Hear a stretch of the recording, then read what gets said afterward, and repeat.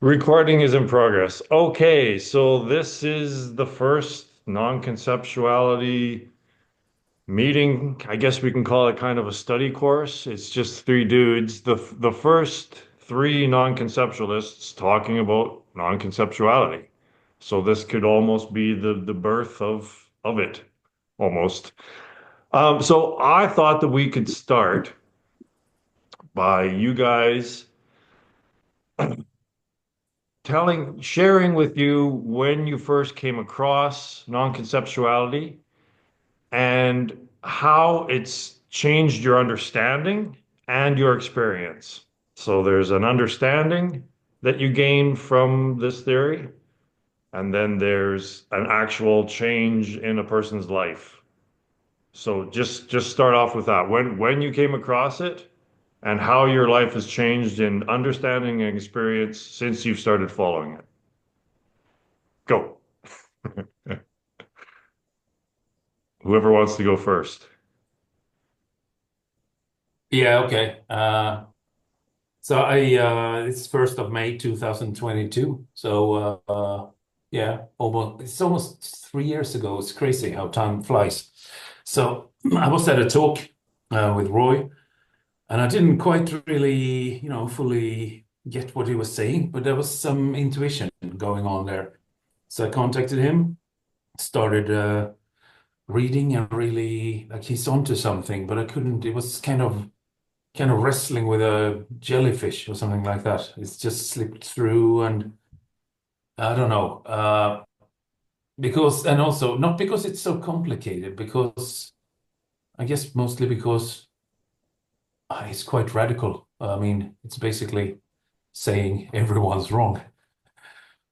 And so, I mean, I just saw that there are this pattern in of the universe or of everything.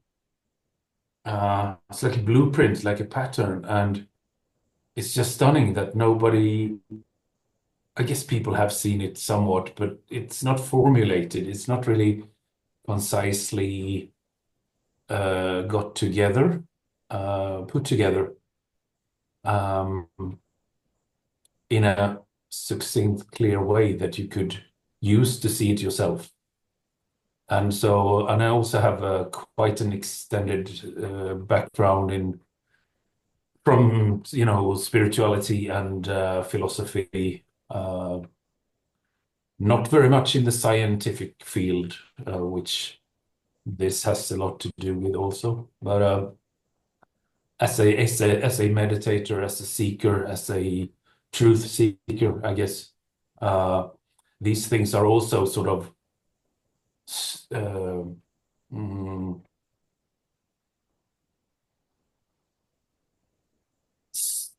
what's the word? It's there in all religions, more or less, patterns of it, spots of it, like the triumphs that Roy talks a lot about. You have the Father, the Son, and the Holy Ghost in Christianity, and this pattern repeats itself all over the place when you see it.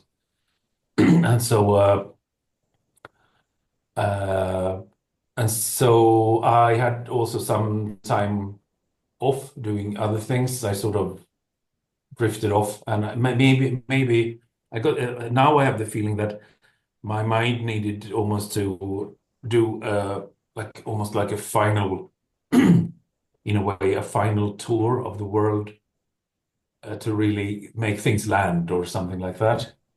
And so I recently got in touch with Roy again after rereading a lot of his writings for like the ninth time or so, and really seeing like yeah, this is really the the realization that I've been looking for a very long time.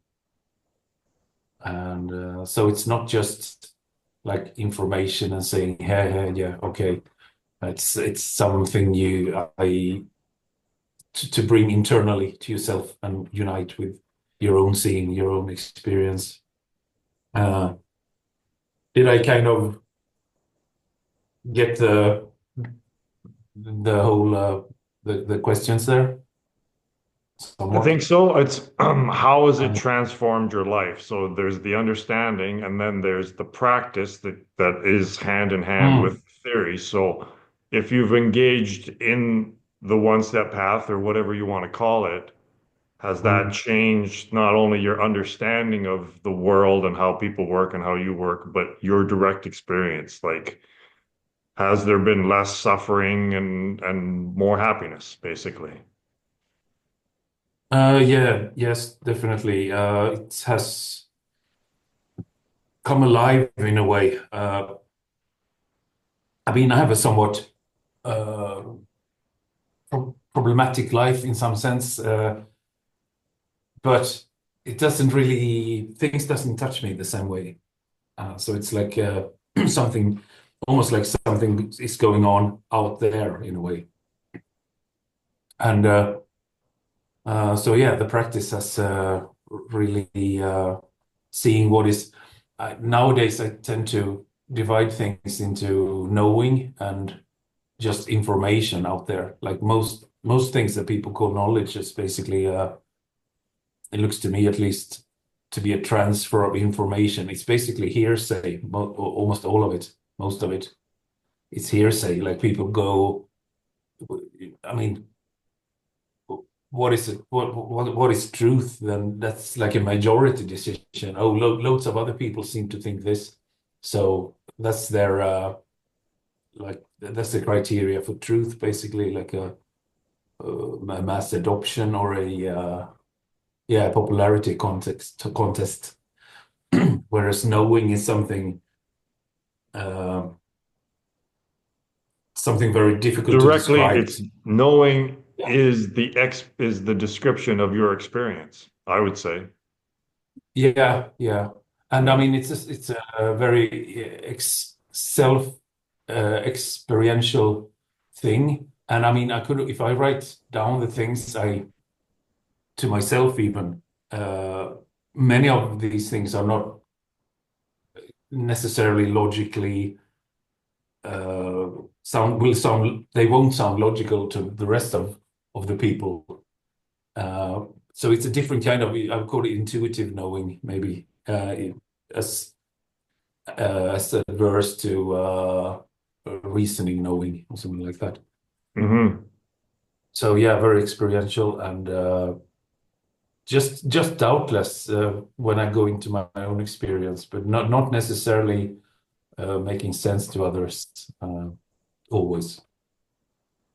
So I don't know. Yeah, it's been a long week and it's nighttime here, so I'm getting a little tired, but something like that. All right, Ryan. Okay, can you hear me okay? Yeah, you bet. Okay. Yeah, so I first encountered non-conceptuality from the comment section of Kurt Mungel's Theories of Everything YouTube channel. So as you can tell, I come from a different approach as to Peter. So Peter is mostly on the spiritual realm, and I'm mostly on the more or less scientific academic realm. Um, Essentially, what I was doing was at the time I was developing a course meant for school students on the theories of everything, or more specifically, the four fundamental forces and how we can unify those into, excuse me, into an overall overarching theory. And when I was doing that, I realized that none of the theories were really sufficient. So that insufficiency led me to Kurt Mungel's channel to really check out the forefront of exactly what people were thinking about when it came to theories of everything. And then eventually I found this strange guy, Roy Dobson, in the YouTube comments, and I was like, you know what? Maybe there's something that he's got. So I went and checked out his YouTube channel, and I believe this was somewhere around August of 2022. Um, and since then, I've just really been following the logic, and it just makes perfect sense to me. Logically speaking, if you can go and get rid of the predispositions that you initially had going into it, then I think it's something that really does make sense.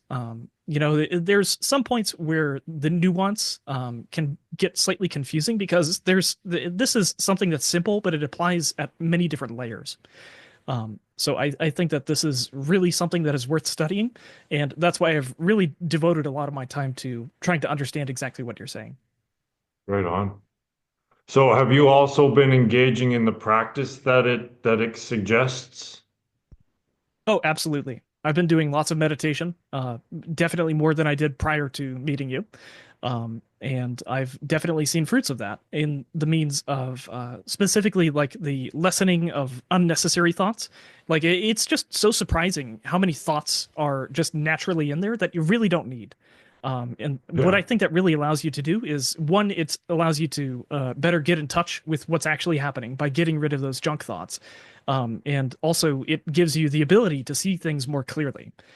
So if you're not mired in all of this junk that society gives you, then it gives you a clearer perspective into exactly what's occurring in the world and Hmm. what's occurring within yourself, which Yeah, is for really one sure. and the same thing. But I'm sure we'll talk about that at some point. Yeah. Understanding that, yeah, it comes down to self-knowledge. Reality and self fundamentally are the same, so they're going to merge eventually. Once you understand yourself, you understand reality and vice versa, I think. So I this non-conceptuality started unfolding in me probably yeah, about 11 years ago. And it started out kind of fuzzy. Like the Mandelbrot set, when it first started, it was not very clear, right? It was very pixelated and we couldn't get a very good vision of it. But now, after these 14, well, 11 years, yeah, it's taken that long, even through me, to fully realize what it's been saying, right? It's that immense. It's the irony of it is that it's so simple. But the, like you said, the nuance of it, especially at the where I change the language, right? The thing, nothing, Kobayashi Maru situation, that is the nuance, right? Is one logjam, I believe, that prohibits the language that is available prohibits the final theory because it's just things and nothing, right? So I'm just getting get into it, I guess. So what do you guys I'm curious to know what you guys think of that. Like, do you get that nuance? Do you see how that actually does solve the problems? How does something come from nothing and how does something come from nothing and why is there something rather than nothing? And it's actually because of the language, right? So I'm just curious to see if you guys get that at that nuance level. Is it clear to you, Peter? What exactly the thing So nothing so potential thing zero the one. nuance is important because the whole nothing, right? The idea of nothing fits with in the fundamental model of reality with the zero, positive and negative, but it also fits the zero. It fits also with the number message, right? So that's the link. The nothing, the zero, which is actually symbolizing singularity. So these are the subtle nuances that I believe need to be changed within the current conventional language that everyone's working on because this is why none of it works. I see it very clearly. This is why none of it works because every single theorist has in their head that there is a nothing, that zero represents a lack or a void, right? Or just the lack of a thing, right? So you start off with a thing, right? Nothing and thing have thing as the root word.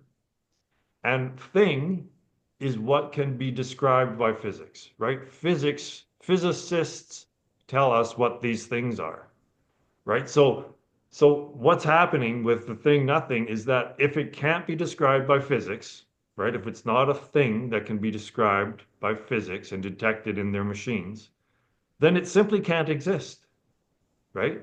So there's no way to even begin a discussion about something that can't possibly exist, right?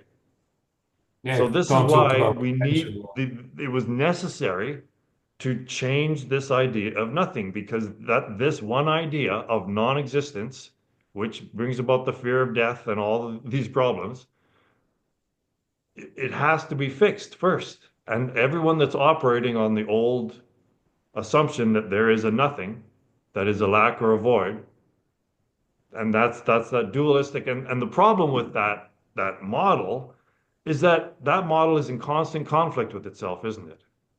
It's like they're generating their own motivation for it to exist. It's just fighting within itself, right? That's what it does.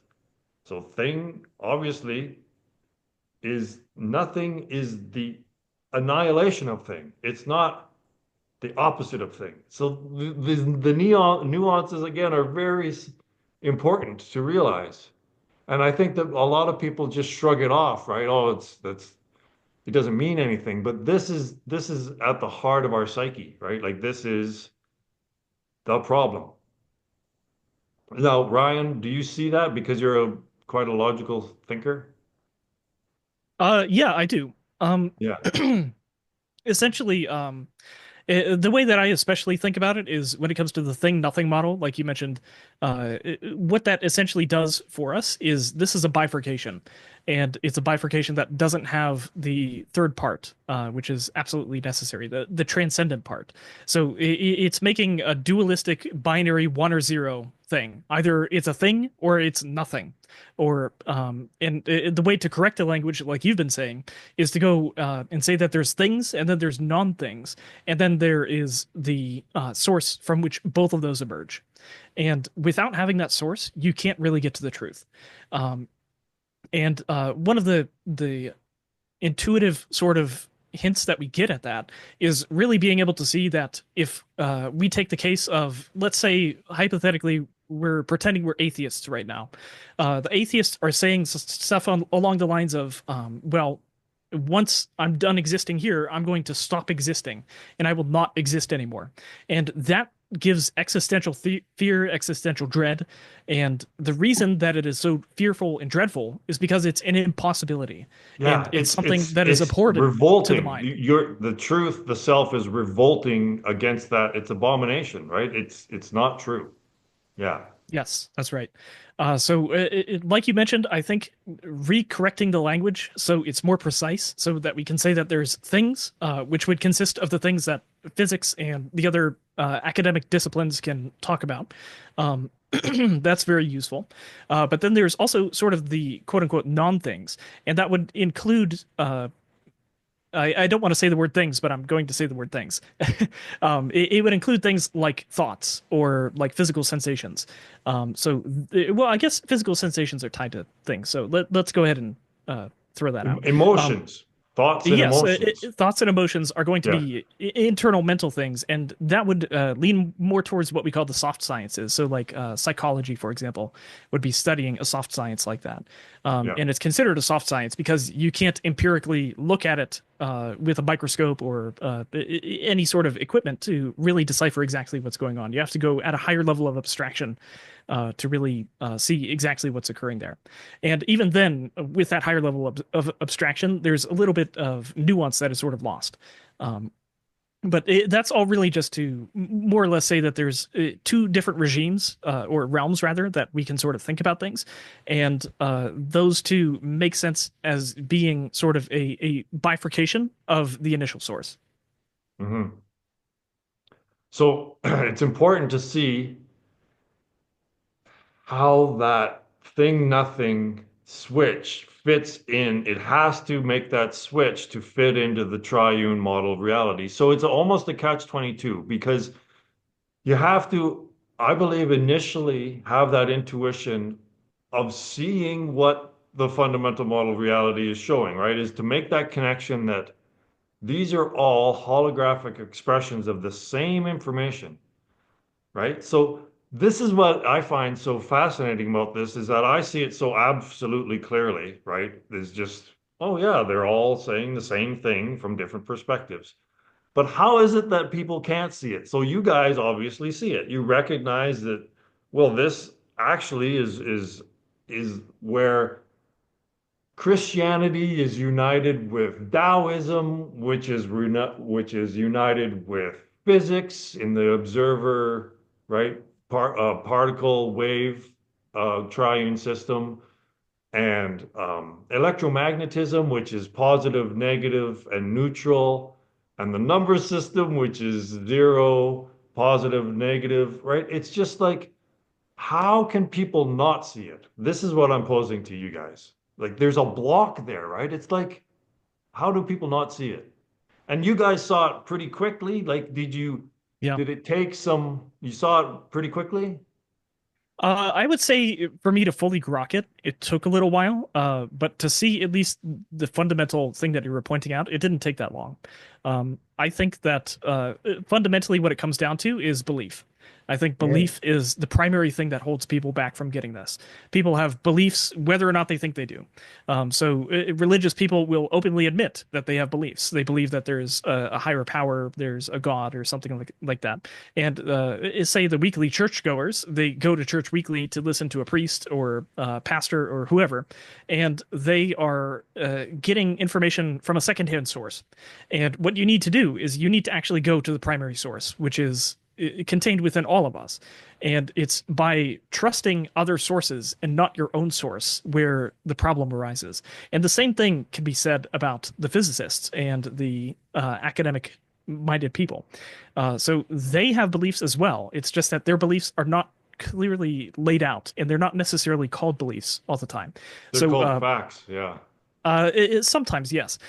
For example, like when we're thinking about the paradigm of materialism, at this point in history, it seems like the accepted model of the day is that everything is emergent from these fundamental material things, and these material things are what produce the qualia of consciousness. And there's just no evidence for that. We have reason to possibly believe that if we continue down the rabbit hole of science, then perhaps maybe there's some way that we can connect things. But every time we go deeper and deeper and deeper, there's more layers that are being built one upon another.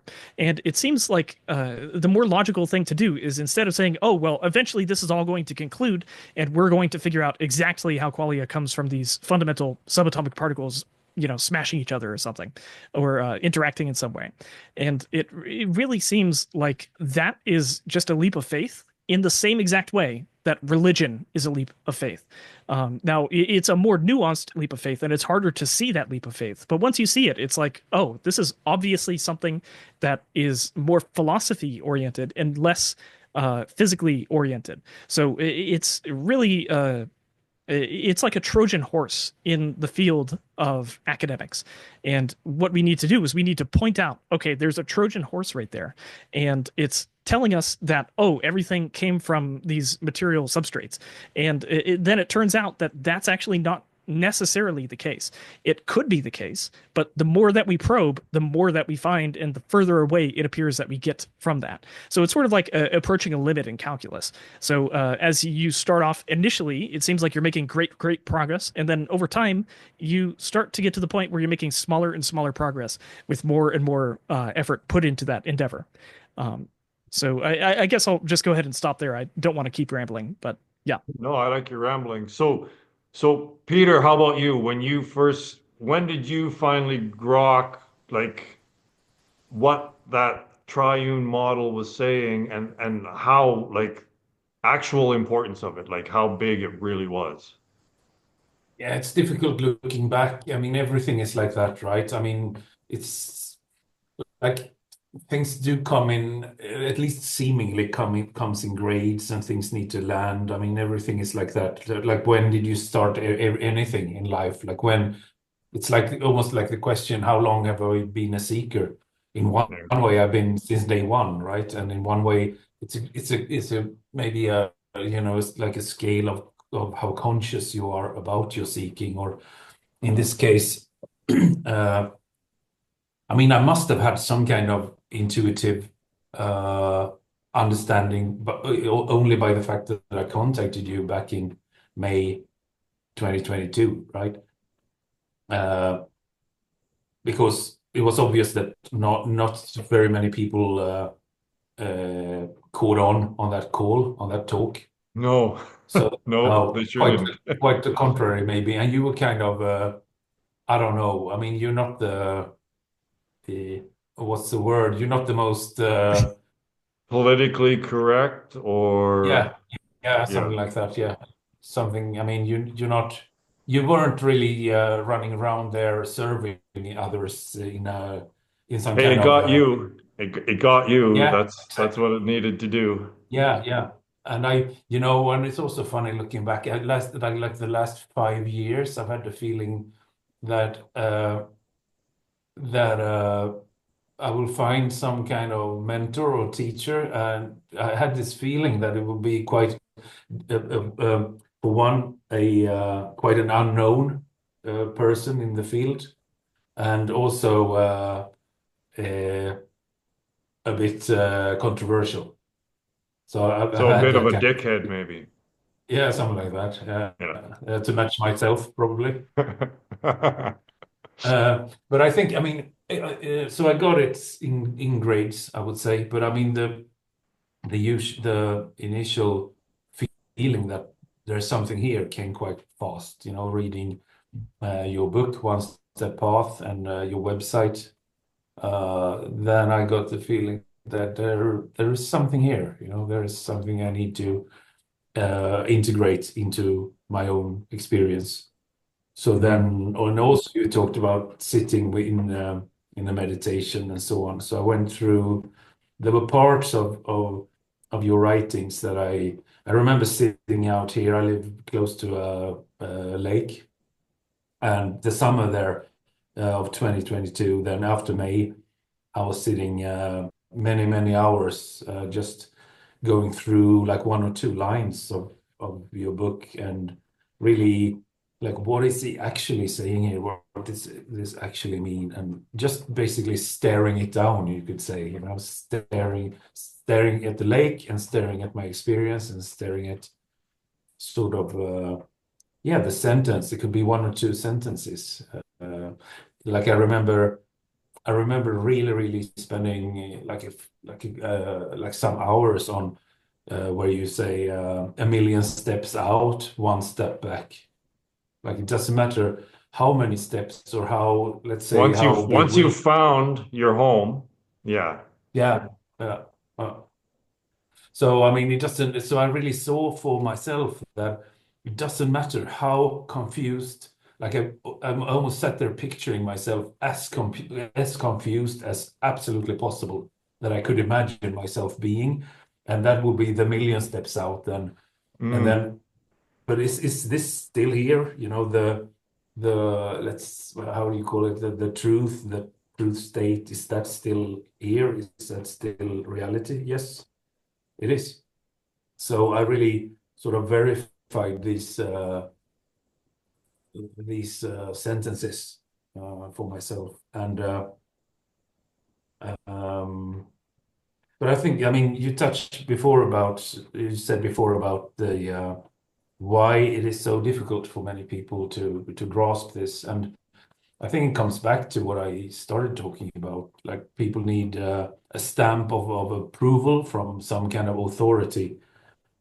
It's like almost That's and that's the they big need a thing stamp that of I want to approval. do with non-conceptuality here is we're going to give purpose and meaning back to people because I believe science has robbed us of that. Mm, There's no more meaning or purpose to life, and everyone else is the authority. We just take other people's words for it without trying to figure it out. And so we are the final authority, right? Each individual is their final authority, mm. and they need to trust that they possess the inherent intuition to get this, like to get the Yeah, fundamental yeah, yeah. reality. Like it shouldn't I love be, that. Yeah. yeah, like it's in the past, it's always been it was the priests that had all the information, all the knowledge, all the wisdom, right? And now the priests are scientists.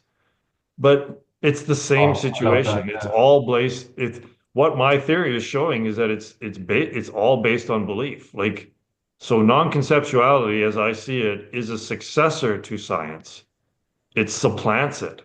It doesn't work with it, right? So That's we're going back. This goes back to where science went wrong. And if scientists are willing to suspend their beliefs and accept that maybe everything that they take to be fact is actually a belief, then they could see it too.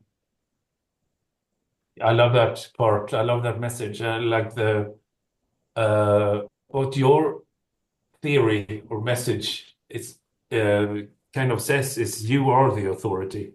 Hmm. And that, I mean, that's what I sort of learn or to take away from this. Like I can take what you say and sort of see it for myself, and that makes me the authority. So I am absolutely convinced and sure about that the things I seen and have verified for myself. Let's say that every single human being on the planet would point at me and declare that I'm an idiot or I'm totally wrong. It wouldn't matter one single Hmm. bit. Yeah. It wouldn't matter. It doesn't matter if 1,000 universes full of billions of people each. Doesn't matter. I see what I see. I know what I know, and because I mean, you can become that solid in your own authority, and it sounds a bit. It could sound a bit. I don't know, megalomaniac, I guess, or something like along those lines. Ostentatious, yeah. Uh, But it's not when you verified it in, let's say, introspection or your own verified through your own experience like that. Yeah, so there's And a difference. so, So Ryan, you're a teacher of sorts, right? So there's a difference between teaching people something and showing them something. I believe that we are showing them something. What do you think? Yeah, so I think that when it comes to teaching, a good teacher tries to show. And the way that you show is through examples and through direct experiences that the person that is being taught can see. Um, so I guess one other thing that I just wanted to quickly throw out there, just so that maybe the viewer it doesn't get confused, is when we say that you are the authority, we're not talking about Roy Dobson, we're not talking about Ryan, we're not talking about Peter, we're talking about the thing that animates all of us simultaneously. So it might seem like it might be like an egomaniac sort of thing, but really it's more along the lines of transcending the ego altogether and looking at a deeper level. Uh, so I'm not entirely sure how well that will land with, say, scientifically minded people, but that's definitely how I see what's going on here. great point and very important point. Yeah, great you clarified that. I definitely see the need of that. Yeah, so Otherwise, yeah, but when I say you are the authority, it's whatever it is that says that makes sense. It's very simple. If something makes sense to you, then why can't that be truth?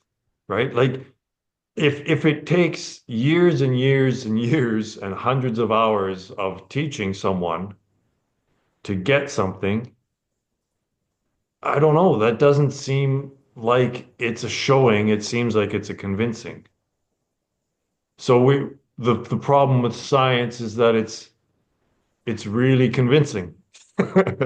Like if you look at it as a cult, this is another way of me being hardcore and saying, well, it's the way that people can't see or refuse to see what I'm showing them, what is being shown, is the equivalent to me of being in a cult and you just coming up to a cult member and saying, "Hey, listen, everything you've been taught in this cult is nonsense," right? But the problem is if the cult is academia itself, then that's a tough one, right? It's hard to break out of that because it's so strong. Well, it can't be a cult because it's school. It's like, well, why are all of the theories wrong? Why are we suffering so much? So here's another big thing is we have to try to show people how much suffering is actually going on, right? And to get them to stop and be honest with themselves and and try to figure out where they are in this world. Like where is humanity headed? We have to be objective about that. And if we are headed as crazy as it seems we are, I think we're going fucking crazy, then it must be something really, really deep. right? Something that someone's missed. Why is everyone wrong and why is the whole species going to fucking hell? Right? So again, how do we get people to be introverted, right? To know that all of the answers are within you, but you have to figure out where you are, right? Like I guess this is up to the individual. It's not up to us to try to convince people. Like once you get to a level of suffering, I think that's what a lot of people are gonna, that's what's gonna motivate people, I think, is they're just gonna suffer so much that they can't avoid it anymore. And I think there's gonna be a spiritual renaissance. Like I do. I think you already see it. People are going back into religion, right? But unfortunately, the religion that they're going back is rife with the same problems of that I'm talking about. So yeah, it's I believe that there's going to be a spiritual renaissance. Go ahead, Ryan. Yeah, I didn't want to interrupt. I just want to. What I really see as the issue, especially when it comes to academic folk, is they don't take the axioms to really be the beliefs that they should. So when we're looking at like mathematics as a whole, which is what the hard sciences are built upon, there are axioms there. And we know from Gödel's incompleteness theorem that this is something that, although it seems to be self-contained and it seems to work within its own framework, that does not necessarily mean that it's correct, and that it can even prove itself. So just because it's working for some domain of applicability does not necessarily mean that that application is a good thing. So, for example, if we're thinking about technology, technology is a way to unify and it's also a way to divide. And we especially see that, say, here in the United States. We see that the left and the right become more and more divided, and the algorithms push things that people want to click on. And that has the effect of radicalizing the left and also radicalizing the right. And when you do that, you have a very strong bifurcation. And that is something that will make everything rife with conflict. So I think that it's very important to point out that even though you might be thinking that you're thinking logically, if you look at the axioms that your theories and understandings are built upon, it is like building on sand. Mhm. So you have to start from the most fundamental possible axiom, and that would be the fact of your very existence, and not just the fact, but the experience of your own very existence. So if you were to introspect as much as you possibly can, the way that I did it personally is I went as deep into meditation as I could. So I got rid of as all of the thoughts. And I was also able to get rid of the sensations to the point where it was not something within conscious experience. And then what's left there is the truth. And the only way that you can know that is from your direct experience. So if there's going to be any axiom in any sort of theory, it has to be something, it has to be that. And if it's anything other than that, then it's going to be something that is a part of the problem in some way, shape, or form. Well, that's a state that can't be false, right? Only thoughts can be false. So if you're thought free, you're in a state that is inherently the truth because it can't possibly be false. It's, Yes. and when you talked about the left and the right and how it's rife with conflict, well, that goes back to the thing nothing model, right? Is that I love like this is getting really nuanced, but if we don't know the meaning and purpose of life, right? If we don't know, if someone doesn't know that the meaning of life is for entertainment and that is this is a divine game and the goal of the game is to escape the game, if you don't know that, then you need to manufacture a reason for all this, right? Like to get up in the morning, well, what am I going to do? What is my purpose? So when the left gets up, their purpose is to beat the right. And when the right gets up in the morning, their purpose is to beat the left. And so the system is no longer functioning as it was intended to because it doesn't know that the triune fundamental model of reality where the opposites are other ofs, not other thans. You can't have the convex other than the concave, right? You can't have convex where concave is the lack of convex, right? It makes no fucking sense. So I'm actually writing out a theory right now based on let convex equal thing and let concave equal nothing. And that I think this is really gonna, it's almost like you working with the Mandelbrot set, I think, like to fit two things together, right? So if we really look at curve, convex, and concave and relate it to thing, nothing, it makes no sense. It really becomes obvious that, and this is what all of these institutions are built upon, right? This thing, nothing model where we don't know what the real reason for life is, right? So we're just going to manufacture something, and that's conflict, and that's evolution. Like evolution comes out of this, right? Because for an evolutionist, it's all based on competition. And I used to live in a small town or a city for the most of my life, and I've been out here in nature now for 3 years. That's not how things operate. There's very little conflict going on. Very little 1% of the time, maybe something's eating something else. But the rest of the time is symbiosis and harmony and unity, right? So we've missed something again. And everything, all of the institutions and all of these systems of thought are based on this. Well, we're just going to manufacture our own power source, right? We're just going to manufacture the reason for this theory or this model or this institution, this system of thought. But it's and that's the hardcore Christianity too, right? Oh, we're just going to kill Satan. Like you can't, right? It's just it's not black and white. It's not dualistic. It has to be triune, and it has to, and this triune system basically proves that there is a transcendent source, a creator, and basically that you're it. But like you said, if you identify as an atheist, like that's who you are, right? Like I am, that's what I am. I am an atheist. So then you'll just automatically reject that. You won't even look at it because it's showing, it's telling you that there is a God and you don't believe there's a God. So therefore you just go, la, la, la, I don't want to look at this. I'll just completely ignore it. Right? Yes, and then what the atheists do is they go and they strawman the other side.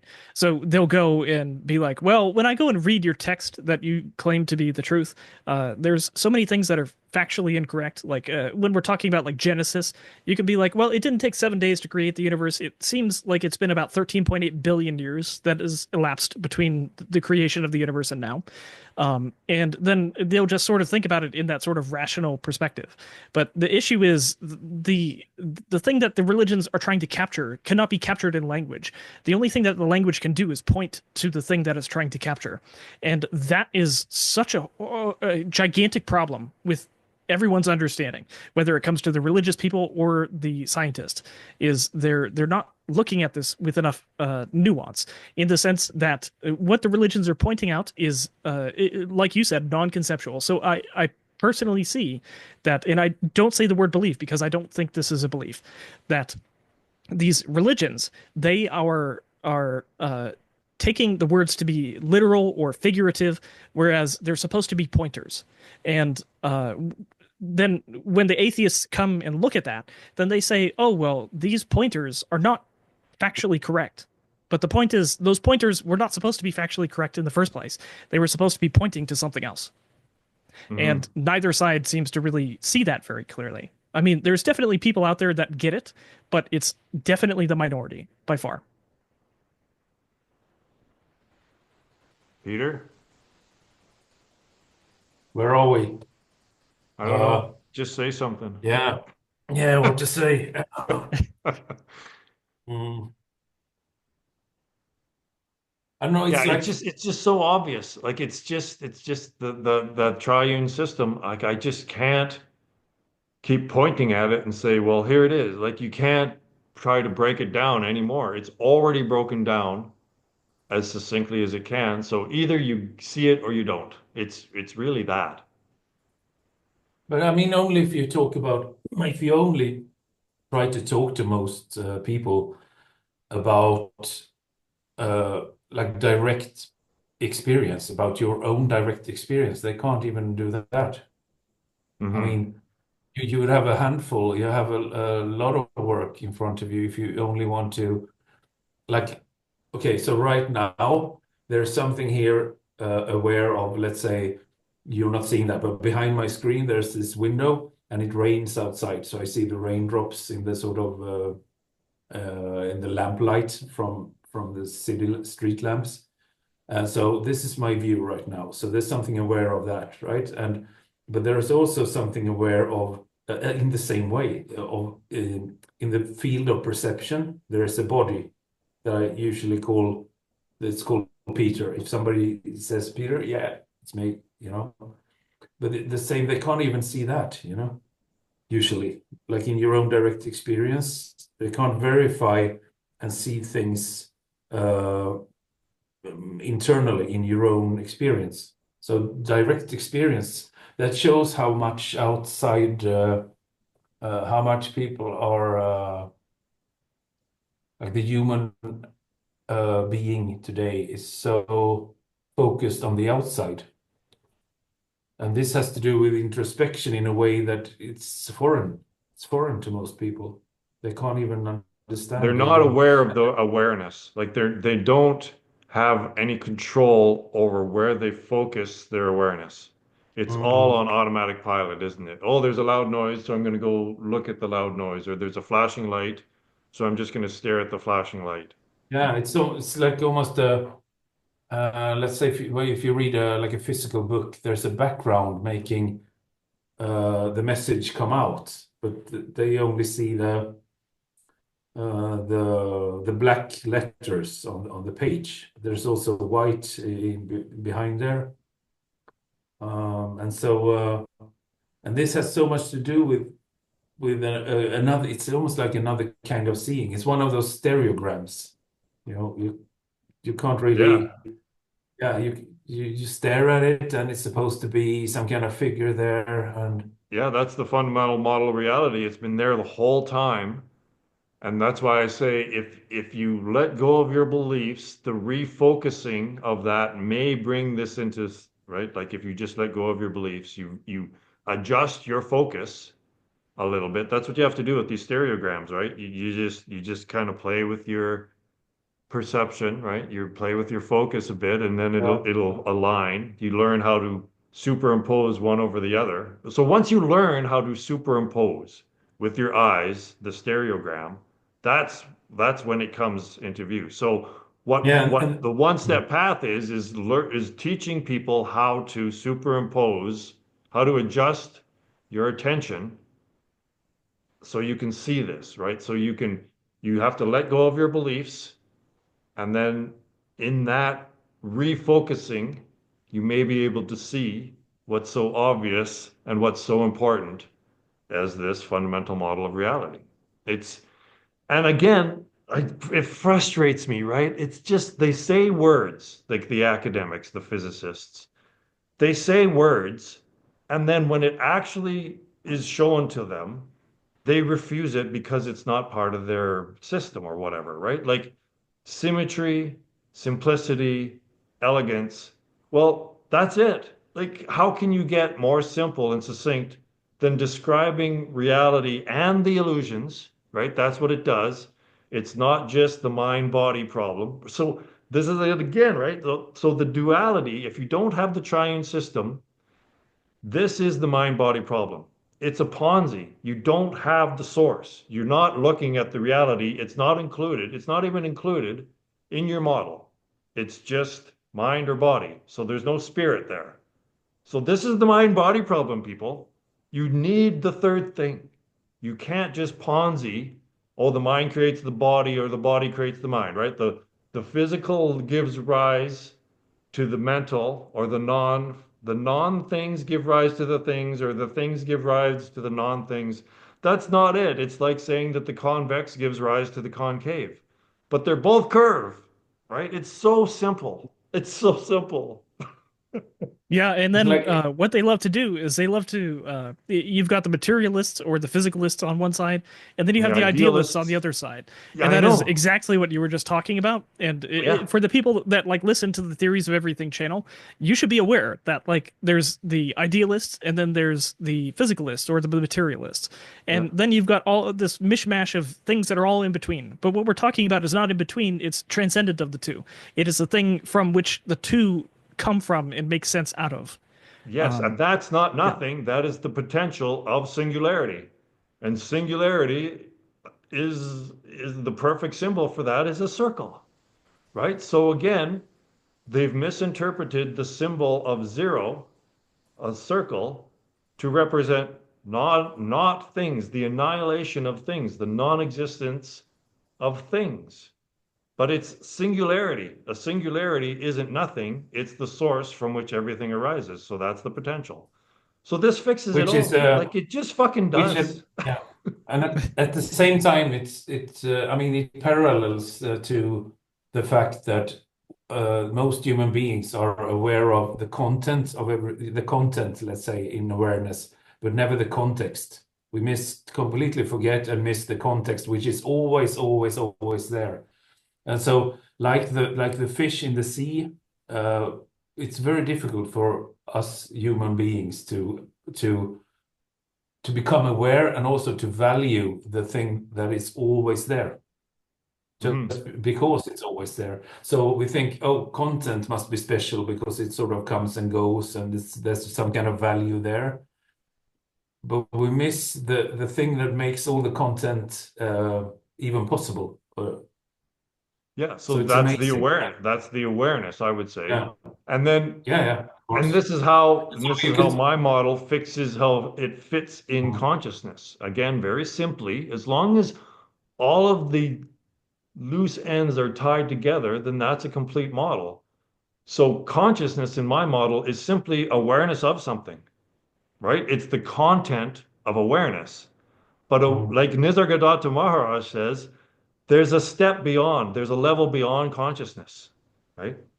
And that is basically dreamless sleep. Like everything's contained here. We don't need to make shit up. We don't need to have multiverses and all this shit. It's all here ready for us, right? So there is consciousness in my model is simply the content of awareness, or if you want, awareness of something.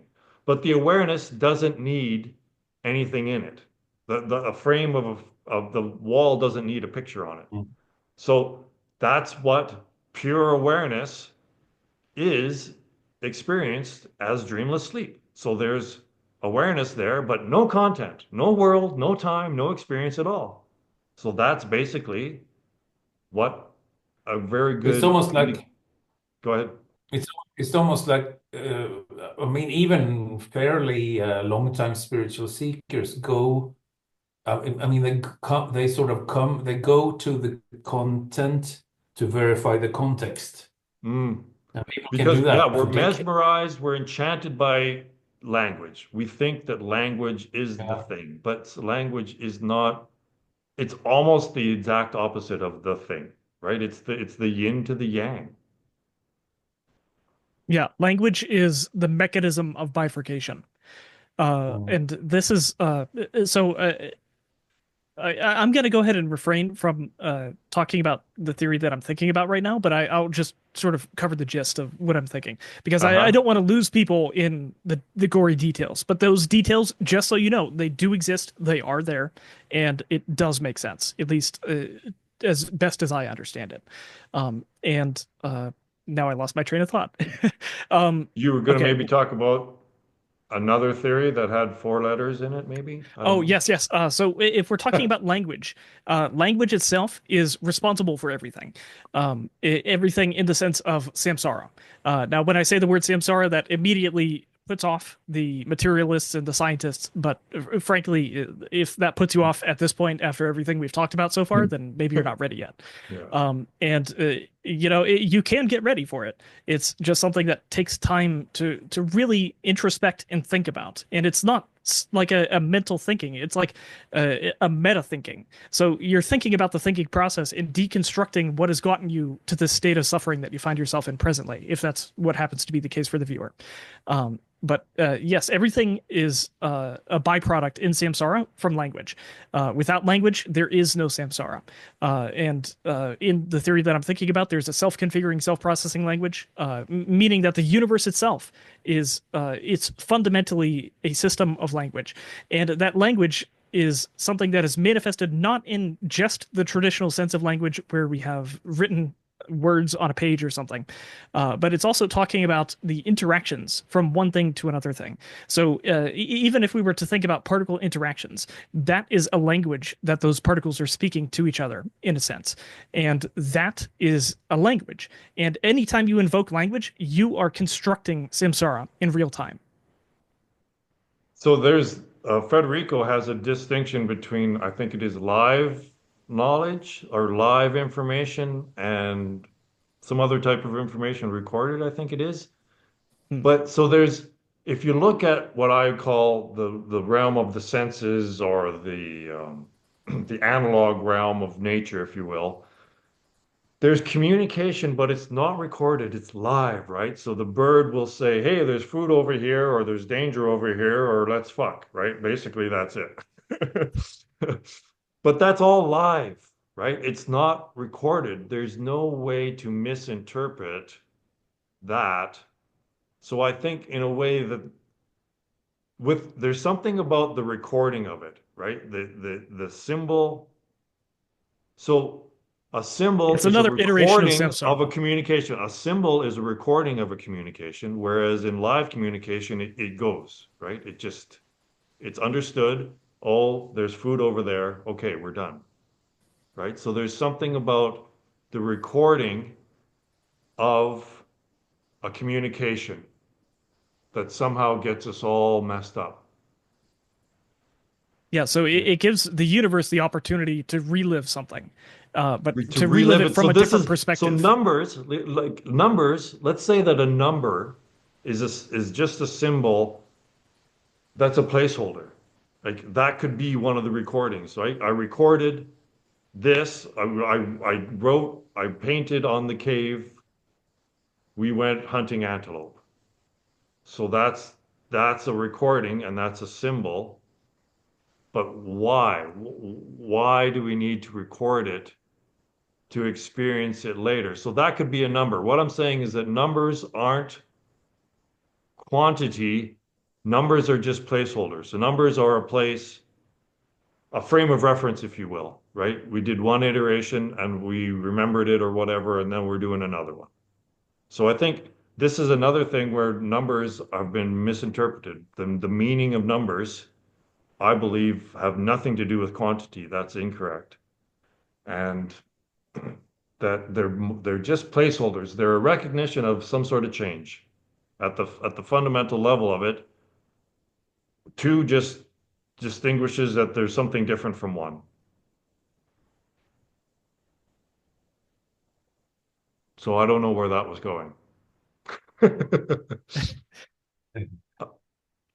Maybe numerology and Kabbalah and those things have something to say about that. I have a feeling that they might Well, it's have. interesting that Ryan is looking out in the stars because I think that is our next evolutionary step is outward in that way into the more analog, not being diverted into the digital, which is what's happening with humanity. So Do yeah, that there's we something become about planets, you mean? I don't need to go there. It's just speculation, but it seems to Yeah. me that that's maybe the process that goes on is that if that's, let's say that that's the seventh level is becoming a planetary consciousness, and then there's solar and then galactic and then universal after that, and that's it. Like it seems like maybe that's the final.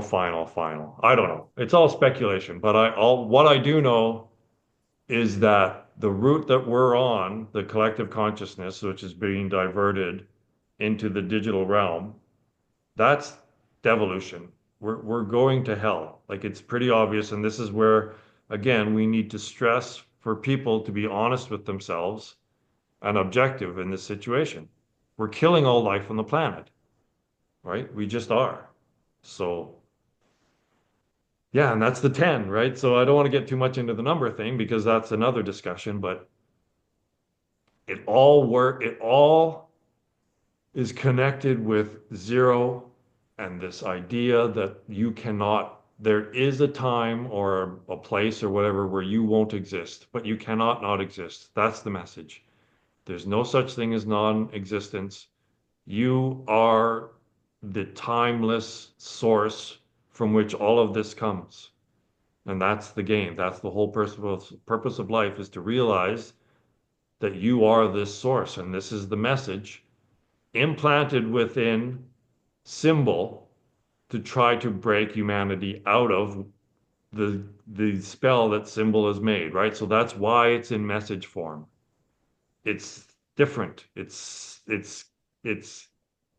screaming at you. It's something different within it's a tactical nuclear weapon within language to try to break you out of the spell that language has put you in.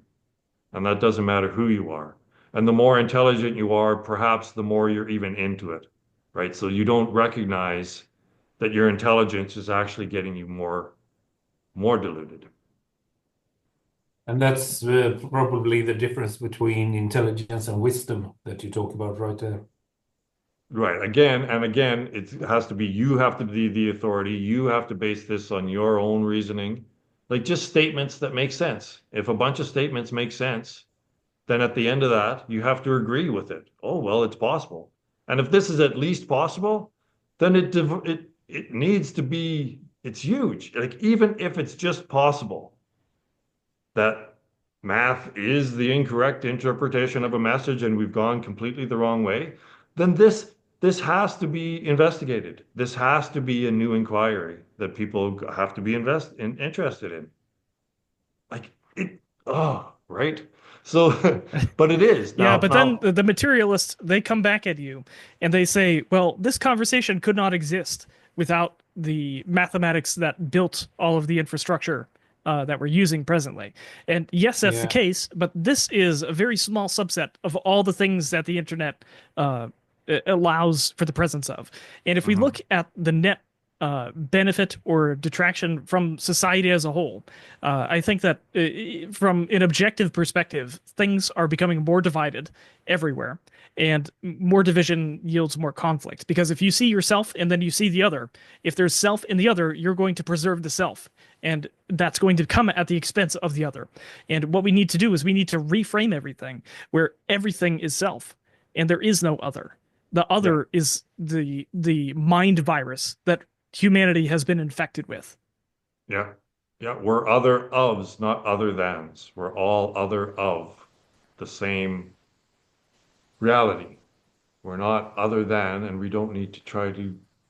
Yeah, it's not based on conflict anymore. When you switch over to this, you realize that all of this conflict is a manufacturing of purpose and reason, right? You get up, a religious zealot gets up in the morning and they have a purpose. I'm going to strap a bomb to myself and go kill some infidels, right? Like they have a purpose in life, right? But this is a destructive purpose. This is errant. This is wrong because science has removed all purpose and reason to life. So, yeah.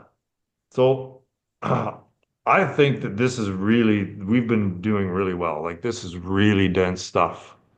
And at the risk of being redundant itself, maybe we should wrap this up because I have a feeling that maybe we could next week or whenever we meet again, we'll have something fresh to go over. Do you guys have anything that you really want to get off your chest this right now?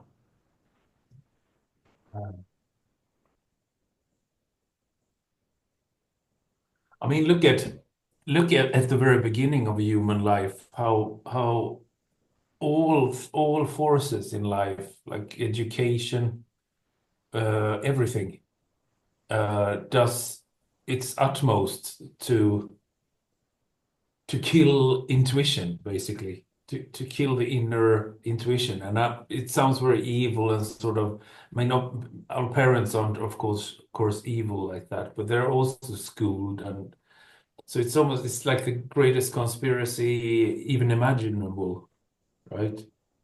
So But they're not it's aware not of it, right? Because no, of course not. Satan or Maya is so devious, right? Is Yeah. the trick is to do it without, obviously, without letting them in Mhm.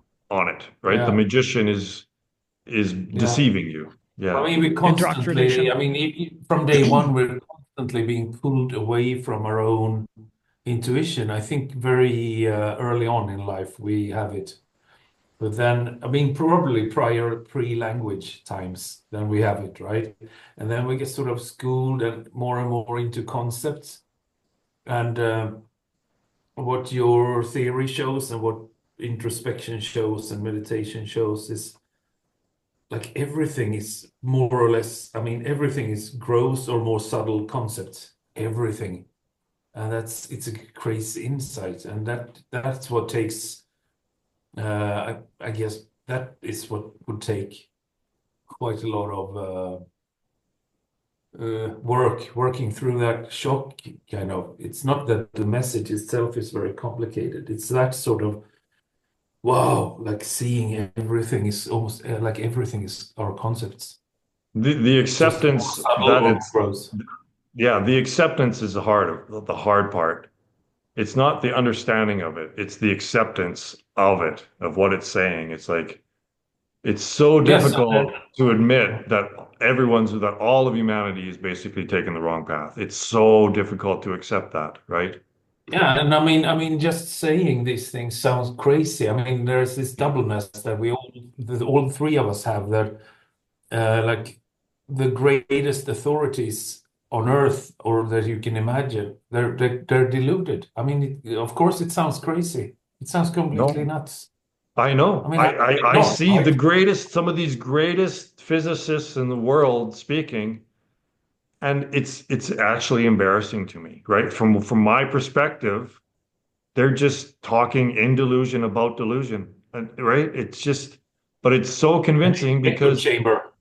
the echo chamber, but it's so convincing because it's they're using the number system, and that's it's very condensed, powerful language, and the misinterpretation of that language can really get people mired, like can really convince people and distract them away from the self. So it's always immediate, right? Like they don't understand is that when you're starting to do math, what that is doing is drawing your attention away from the self, which is always here, from your divinity, right? Which is the one step path. The one step path works the opposite way too, right? Every time you go out, whether it's looking at porn or doing math or, right, whatever it is, that is drawing you immediately, all the time, from your direct experience of your divinity. This is the game, right? And mathematics is one of the most powerful. It's yeah, at the same time it's a message from God, but the incorrect interpretation of that message from God is Maya itself, which produces it even stronger, right? So it's really deep. I get it. Mathematicians are really deep. But another thing that I mean, I shouldn't get into this yet, but is how does math work? Where is it? How does it work? Maybe this could be our discussion next time, is that how does it work? How do symbols on a page or thoughts in a mathematician's head turn into reality? They have no explanation for that. It's just a huge leap. Morpheus is leaping from there to there and expecting everyone else to jump with him, but it there's no evidence. Like again, I said that the causal effect between math and the physical world is technology. That's it. That's obvious. It develops technology. And then what's the technology doing and all that stuff, right? So anyway, it's easy to get on tangents because this explains everything. So it's easy to just keep Yeah. going but really getting tangenty, right? So So I think it might be a good idea for us to end, Yeah, unless anyone else had something else to say. I think it would be a good idea for the viewer, especially if we end this by just sitting in silence, yeah, whether that's 5, 10, 15 minutes, just so you can get a taste of what we've been talking around this entire time. Because you will not understand this until you experience it. And maybe you don't experience it right now, but if you keep at it, you will, because it's your fundamental nature. right. Yeah. So while we're sitting here, we will all, to our capability, be sitting here in the thought-free awareness state. There won't be thoughts, and if there are, we're not chasing them. They'll just appear and disappear. And for my subjective experience for doing this for decades now is that it's peace. It's just peace and contentment. All right. So if you do this and you don't find any peace and contentment, it's just wow, right? Which is most of you probably will. Then we're just saying this is it. Like if you want peace and contentment and happiness, this is your inherent peace and contentment. All right. So let's just do this for like 5 minutes. Okay? And then I'll call it and then we'll end it. All Okay. right. Great discussion, guys. Yeah, this is good. I mean, how can people not be intrigued by this? Like, this is good stuff. Okay.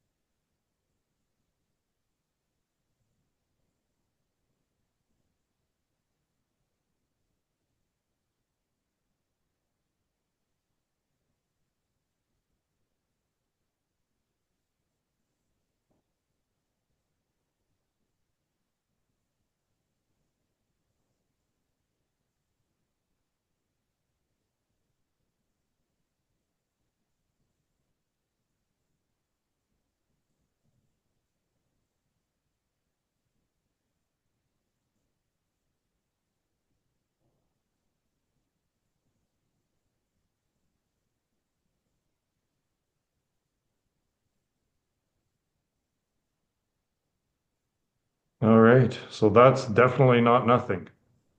That's definitely something.